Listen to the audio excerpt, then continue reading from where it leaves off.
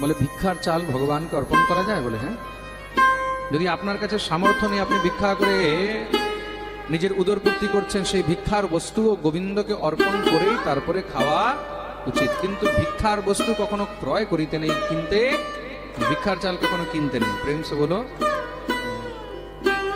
ভিক্ষার চাল কিনলে কি হয়? বলে ঘরের মধ্যে দরিদ্রতা আসে। কি আসে?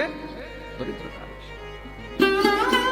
কেউ কাউকে ভিক্ষা দিয়েছে কিসের জন্য? তার উদরপূর্তির জন্য। সে যদি সেই বস্তুকে বিক্রয় করে, মনে রাখবে তার মধ্যেও দোষ হয়, আর যে কিনে তাকেও দোষ গ্রহণ করতে হয়। আপনি যা খাচ্ছেন সেটা গোবিন্দকে অর্পণ করেই গ্রহণ করা উচিত। শাস্ত্রে বর্ণন রয়েছে, ভগবানকে অর্পণ না করে যে বস্তু গ্রহণ করা হয় সেটাকে চুরি বলা হয়। কি বলা হয়েছে? জোরে বলো। কেন? ভগবত প্রদত্ত এই সংসারে সমস্ত বস্তু আমরা গ্রহণ করছি, তো ভগবানের জিনিস ভগবানকে আগে অর্পণ করা উচিত। ভগবানকে অর্পণ না করলে সেটাকে তখন চুরি বলা হয়েছে। তাই জন্য অনেকে জিজ্ঞাসা করে, মহারাজজি এটা কেন খেতে নেই, ওটা কেন খেতে নেই? যেরকম বলেন না, মুসুরির ডাল খেতে নেই, পেঁয়াজ রসুন কেন খেতে নেই? এগুলো তো কোনো জীব হত্যা নয়।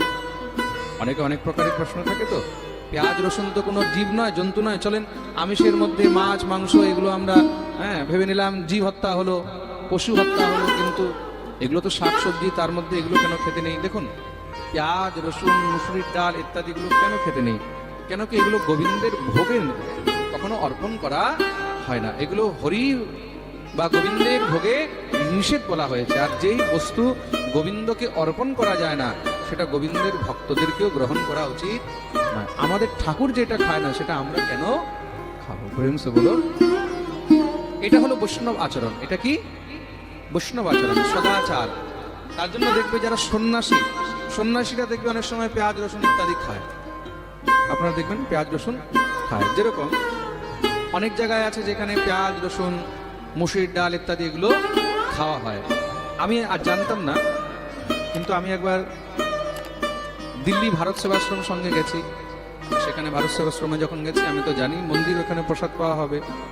প্রসাদ পেতে বসেছি, প্রসাদের বুকিং করেছি। তা ওখানে দেখলাম ডালের মধ্যে মুসুরির ডাল রান্না হয়েছে। তা আমি স্বামীজিকে বললাম, মহারাজজি আপনারা মুসুরির ডাল খান?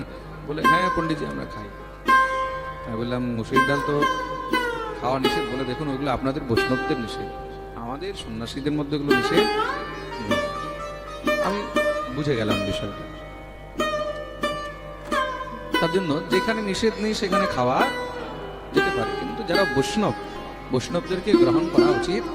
কেন? যেটা ভগবান নারায়ণকে নৈবেদ্য অর্পণ করা যায় না, সেটা কখনো বিষ্ণু ভক্ত নিজে গ্রহণ করেন না। প্রেম সে বলো। এই প্রকার আমাদের হিন্দু ধর্মের মধ্যে অনেক সম্প্রদায় আছে যেখানে এইসব বস্তুগুলো খায়, কিন্তু তা বলে বৈষ্ণবদেরকে কখনো এইসব বস্তু গ্রহণ করিতে নেই। দেখুন, আমি প্রথম দিনই পাঠে একটা কথা বলেছিলাম, যত মত তত পথ। রামকৃষ্ণ পরমহংস বলে গেছে। তার জন্য আমি যেটা করব না সেটা যেন কেউ না করে, এরকম কাউকে বাধ্য করা উচিত নয়।